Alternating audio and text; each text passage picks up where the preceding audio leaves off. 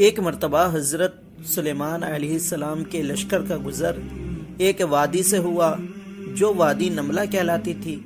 نملہ کی یہ وادی اسقلان کے قریب ہے۔ جب لشکر اس وادی کے قریب پہنچا تو ایک چینٹی نے کہا، اے چینٹیوں، اپنے اپنے بلوں میں گھس جاؤ، کہیں تم کو سلیمان اور ان کے لشکر والے بے خبری میں روند نہ ڈالے۔ حضرت سلیمان نے ان کی یہ بات سن لی، اور اللہ کی مخلوق میں جو بھی مخلوق کوئی بات کرتی تھی تو ہوا اس بات کو حضرت سلیمان کے کانوں میں پہنچا دیتی تھی۔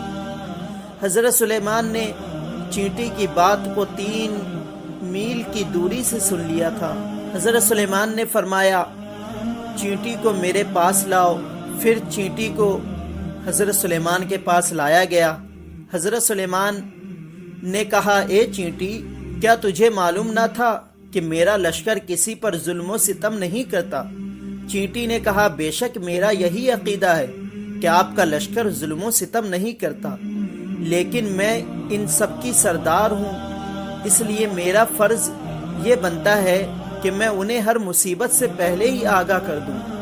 حضرت سلیمان نے کہا، تیری اس بات سے میرے نزدیک تیری قدر و منزلت بڑھ گئی، لہٰذا میرا جی چاہتا ہے کہ تو مجھے کوئی نصیحت کر۔ چینٹی نے کہا، آپ کو معلوم ہے کہ آپ کے والد کا نام داؤد کیوں رکھا گیا؟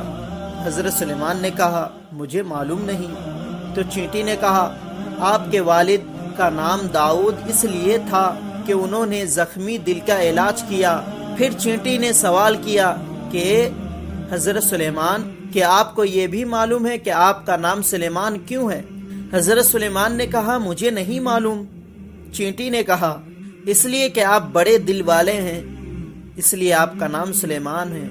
حضرت سلیمان نے چینٹی سے پوچھا کہ تمہاری سلطنت کہاں تک پھیلی ہوئی ہے؟ تو چینٹی نے عرض کیا کہ لشکر کی نگرانی کے لیے میں 4000 سپاہی رکھتی ہوں، اور ان میں سے ہر ایک کے ماتحت 40,000 گورنر ہے، پھر ہر ایک گورنر کے تحت 40,000 چینٹیاں رہتی ہے۔ پھر حضرت سلیمان نے چینٹی سے فرمایا کہ تو اپنے لشکر سے باہر کیوں نہیں جاتی؟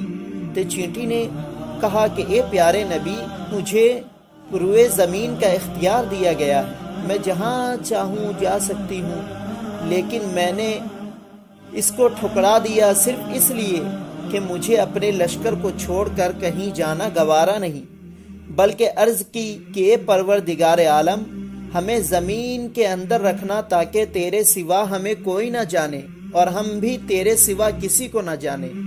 اس کے بعد چینٹی نے حضرت سلیمان سے کہا کہ آپ بھی تو مجھے بتا دیں کہ آپ کو اللہ تعالیٰ نے سب سے بڑی کون سی نعمت عطا فرمائی؟ تو حضرت سلیمان نے فرمایا کہ اللہ تعالیٰ نے ہوا کو میرے تابع کر دیا ہے، یعنی میں جو چاہوں ہوا کو حکم دے کر کروا سکتا ہوں۔ میں صبح کو مشرق میں ہوتا ہوں اور شام کو مغرب میں۔